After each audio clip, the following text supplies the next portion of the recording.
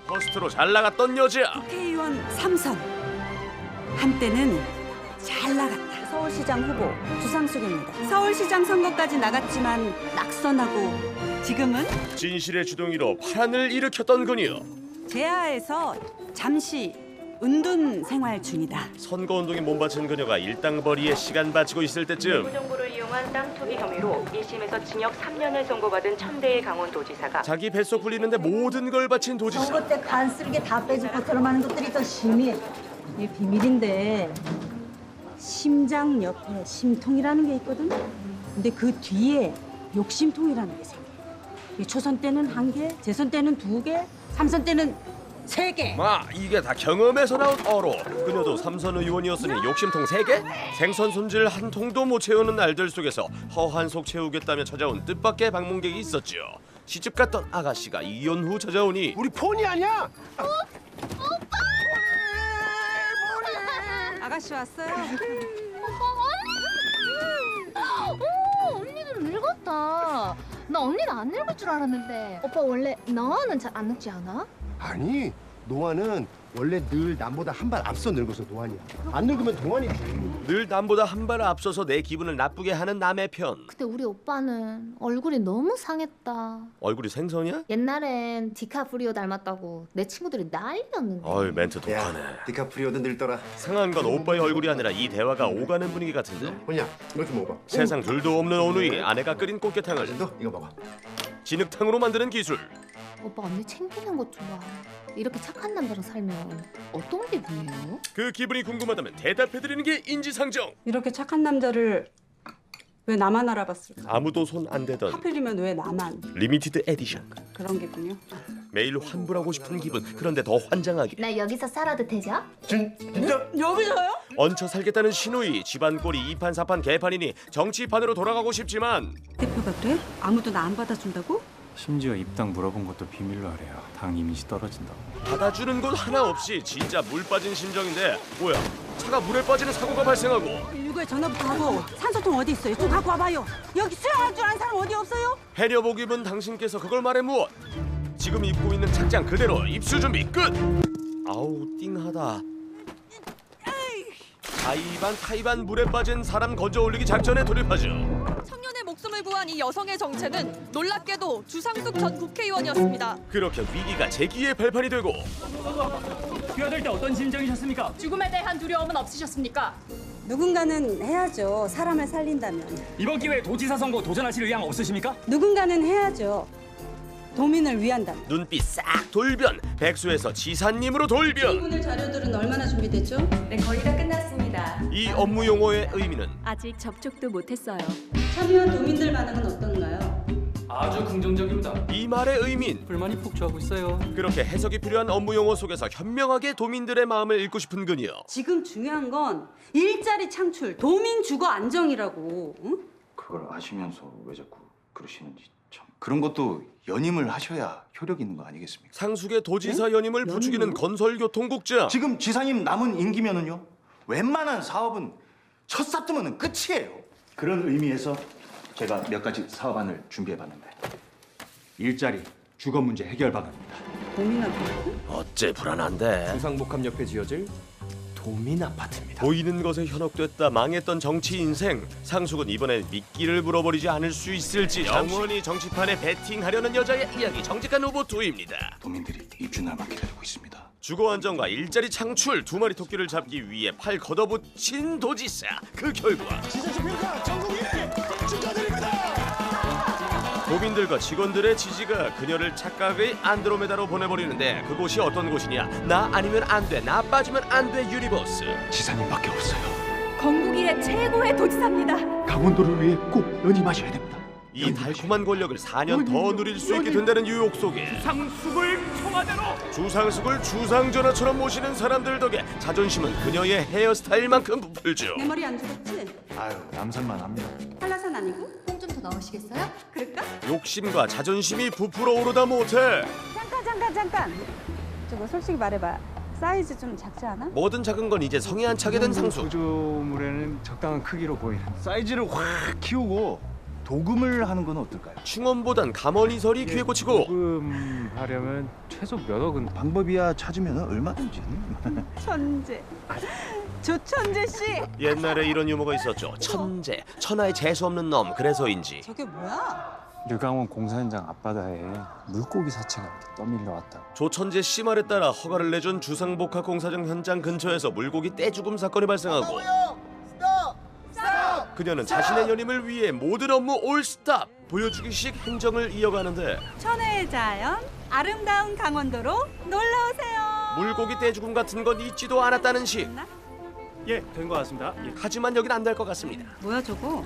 껍질이 다 벗겨졌네. 고민 아파트 건설 이후 바다의 상태는 점점 심각해져갔죠. 나도 죽는 거 아니야? 죽어도 연임하고 죽은 의원 귀신이 때깔도 좋다며 오염되어가는 바다에서 건지함을 과시하려는 퍼포먼스. 그런데 그녀 앞에 영롱한 해파리 한 마리가 나타나고 홀린 듯 바다 깊은 곳으로 따라 들어가게 되죠. 이게 다 뭐야? 수많은 쓰레기들 가운데 할머니? 상숙의 사진이 보이는데 인간 쓰레기 표현에 돌려가기인가 싶던 것들. 우리 상숙이 정신 차리고 착하게 거짓말 안 하고 살게 해주세요 제발. 또 한 번 진실의 주둥이 마법이 시동을 걸죠. 아닐 거야. 어떻게 두 번이나 같은 마법에 걸리나 싶지만 이것은 속편. 그냥 받아들이는 게 속편하죠. 정신이 좀 들어? 우리 누군지 알겠어? 기생충 투기꾼.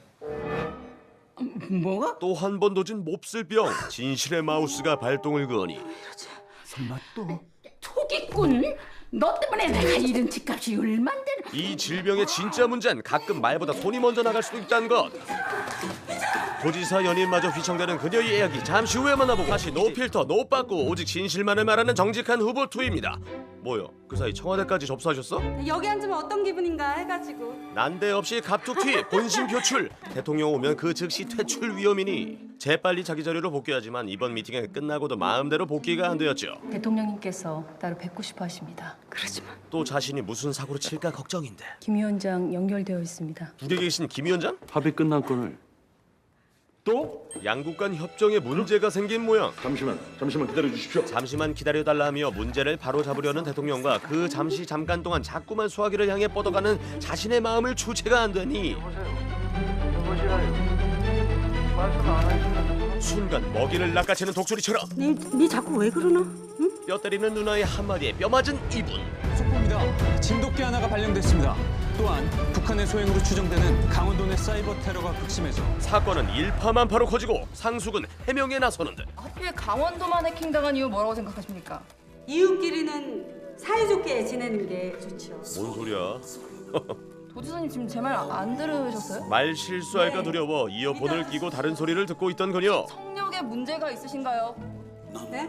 그 옛날 가족 오락관 수준으로 입만 보고 정답을 맞춰보려 하는데 정력? 웬 정력? 아니요 그 정력이 아니고요 청력이요. 소리 요거 안 들리시냐고요. 예. 예, 안 해요.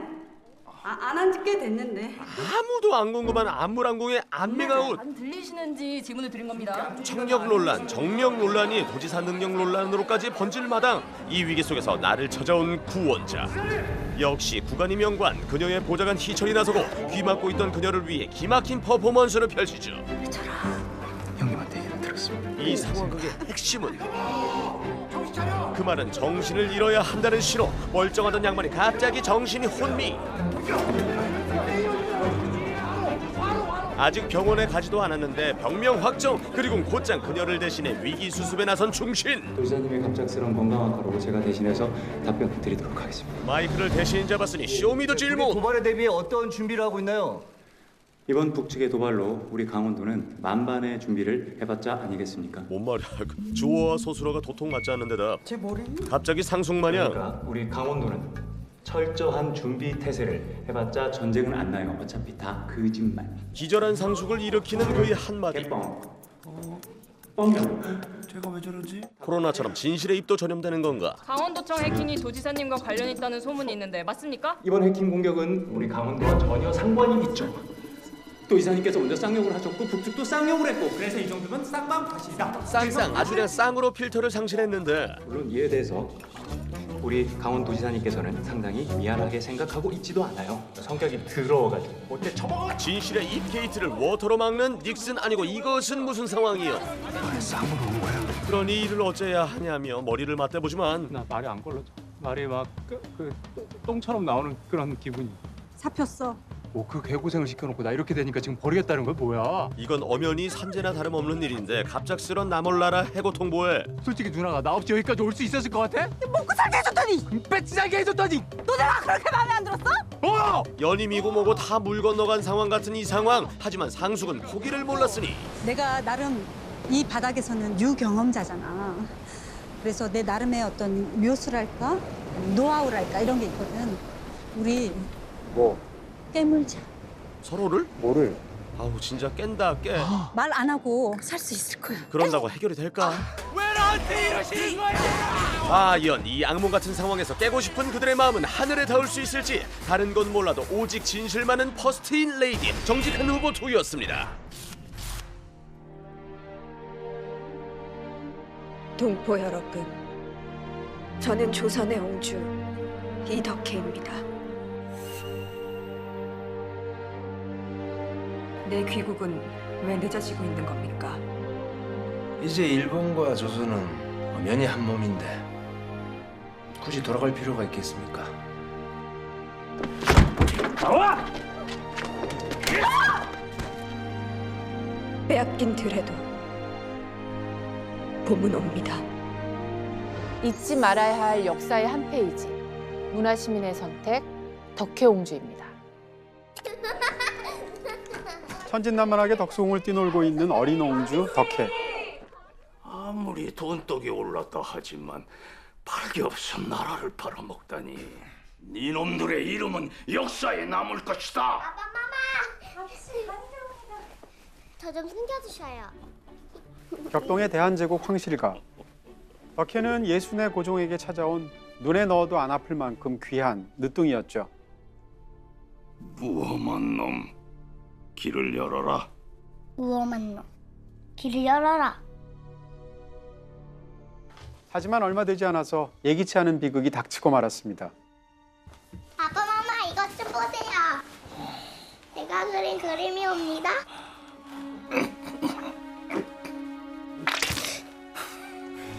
아빠, 마마, 일어나세요. 아빠, 마마. 그토록 사랑하는 딸 앞에서 석연치 않은 죽음을 맞이하게 된 고종. 그렇게 덧없는 시간이 흘러갔죠. 한택수 고문이 내일 행사에 꼭 입고 오시라 보내온 모양입니다. 어떻게 할까요? 그냥 확 불태워버릴까요? 아니다. 입으라면 입자. 아기 씨의 티를 벗고 잘 자란 덕혜옹주는 자신만의 방법으로 일제에 대항할 만큼 다부졌는데요. 형주님, 이게 뭐 하는 짓입니까? 예쁘지 않소? 설마 대한제국 황녀인 내게 기모노를 입으라 보낸 것이오. 어리지만 황녀로서 자존심을 지키는 덕혜를 보며 일본에 충신이 된 변절자 한택수는 위험을 감지했고 곧 술수를 모색하게 됩니다. 일본 유학은 제가 준비하겠습니다. 이미 전례가 있던지라 덕혜의 어머니 양귀인은 강력하게 반대했지만 어떤 일도 내비칠 수 없었던 조정. 거절하실 경우 조선 왕가의 존립 자체가 흔들린다는 것만 알아두십시오. 결국 덕혜는 원치 않던 생이별을 겪으면서 고작 10세 나이에 강제 유학길에 올라야 했습니다. 다녀오겠습니다. 아기씨.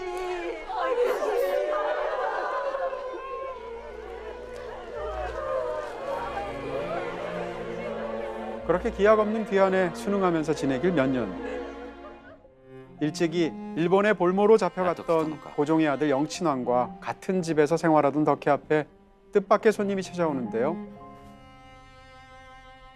저 장한입니다. 일본인 장교가 전한 그 이름은 장한. 알고 보니 그는 조선에서 어린 덕혜와 추억을 함께하던 이였죠. 가까이 오너라. 일본 군복이 참 잘 어울리십니다. 시대의 흐름에 변절하고만 소시적 인연, 덕혜는 크게 실망하고 맙니다. 그리고 얼마 후 오랜만에 뵙습니다. 고모마마. 덕혜의 조카 이우 왕자와 조우하게 된 밤 뜻밖의 제안을 받게 되는데요. 가시죠. 조선으로 모시겠습니다. 오래전부터 조선인 유학생들과 독립을 도모하던 이우 왕자. 그는 상해와 일본을 오가면서 일본에 강제로 끌려온 조선 노동자들을 돕고 있었죠. 학교에 가야 하는 어린아이들까지도 노역에 시달리고 있습니다. 중장비에 손가락이 잘린 아이들이 허다했어요.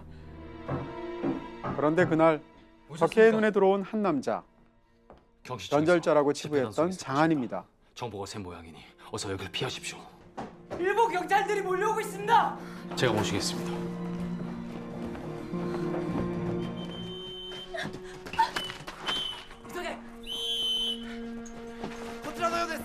그렇게 장한에 대한 오해를 풀고 함께한 시간.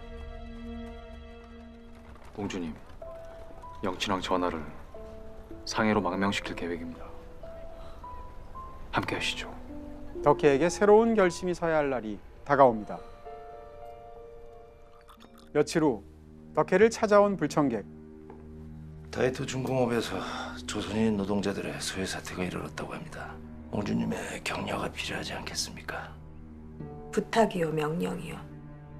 이번에도 야비한 회유책을 건네는 한택수였는데요. 연설을 하시면 조선에 보내드리죠.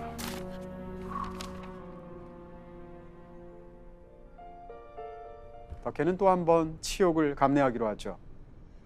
大日本帝国のために我が朝鮮の国民も大変名誉なことだと思っております。 하지만 이토록 무력하게 민중들에게 아무런 힘이 되어주지 못하는 황렬한이 더는 연설을 이어갈 수 없었습니다. 여러분, 얼마나 고되고 힘드십니까? 그러나 잊지 마십시오. 우리에겐 돌아갈 고향이 있습니다. 빼앗긴 들에도 봄은 옵니다. 조선의 마지막 황녀 옹주가 또 한 번 눈물을 삼킵니다. 이틀 전에 3.1절이었잖아요. 네. 진짜 시기가 시기였던 만큼 더 가슴이 좀 먹먹해지는 그런 영화였는데요. 조선의 황실의 마지막 그 사람들이 실제로 저렇게 위험 있는 사람들이 아니었잖아요. 실제 뭐 덕혜옹주나 영친왕이라 이런 인물들은 독립운동하고 별로 관계가 없었단 말이에요. 어떻게 생각하면 마지막 위험을 그들이 지켜주었으면, 그들이 독립운동까지 함께 해주었으면 하는 사람들의 간절한 마음들이 있었을 거 아니에요. 그게 픽션 형태로 투사가 돼 있거든요. 그러니까 뒤집어서 얘기하면 그러지 못했던 조선 황실의 마지막 사람들에 대한 아쉬움 같은 것이 남아 있잖아요. 사실 이 영화 이전까지는 이제 허진호 이꼴 멜로라고 해도 과언이 아닐 정도로 허진호 감독하면 그 멜로라는 장르에서 두각을 보여냈었던 분인데 왜 이 역사 드라마를 선택했을지에 대한 좀 이유가 궁금해지더라고요. 허진호 감독이 사실은 우리나라 그 현대 영화의 역사를 보면 정말 굉장한 감독이었고요.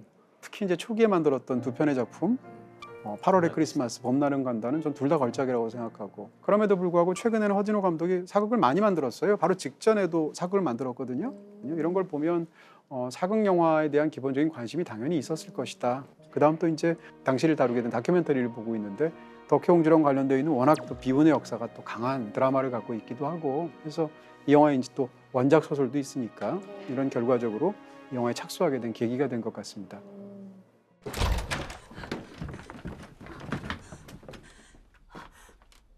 들대게! 난!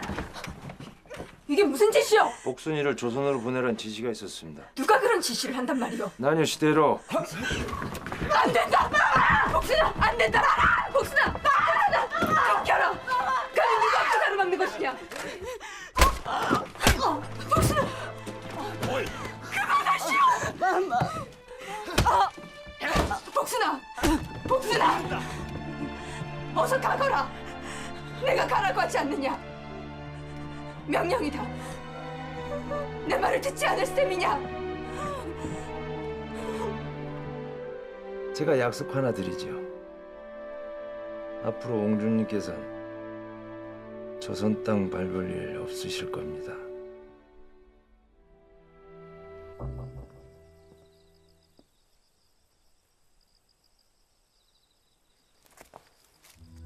저도 함께 망명하겠습니다. 조선의 독립에 도움이 되고 싶어요. 근데 이 영화로 손예진의 재발견이라는 말이 나올 정도로 굉장히 또 좋은 연기를 보여주셨어요. 뒷모습에도 그 사람의 마음이라던가 심리가 다 보이는구나 이런 거를 손예진 씨의 그 뒷모습 연기를 보면서 굉장히 많이 느꼈어요. 저는 이 영화에서 제일 좋아하는 장면 중에 하나가 조선에 가야겠다라고 생각해서 이제 짐을 막 싸고 있는데 장안이 와서 어머니가 돌아가셨다는 걸 알려주는 장면이 있어요. 공주님, 양교인께서 돌아가셨습니다. 그 순간 잠깐 멈춰요. 덕혜 옹주잖아요. 자기 어떤 그 위험이 있잖아요. 그 상황에서 몇 초를 버티는 거죠. 그 몇 초간의 시차가 덕혜 옹주라는 거 생각이 드는 거예요. 그게 그 사람의 위험이라고 생각이 들거든요. 사실 이제 멜러 영화를 가장 잘 소화하는 그런 배우로 유명하잖아요. 근데 이 영화에서는 정말 뭐라고 그럴까요? 손예진 씨가 기품이 있어서 좋거든요, 저는. 어떻게 생각하면 이 배역이 요구하는 그런 폼이라든지 이런 것들이 그대로 다 채워난 그런 연기라는 측면에서 굉장히 훌륭한 연기를 했다고 생각합니다.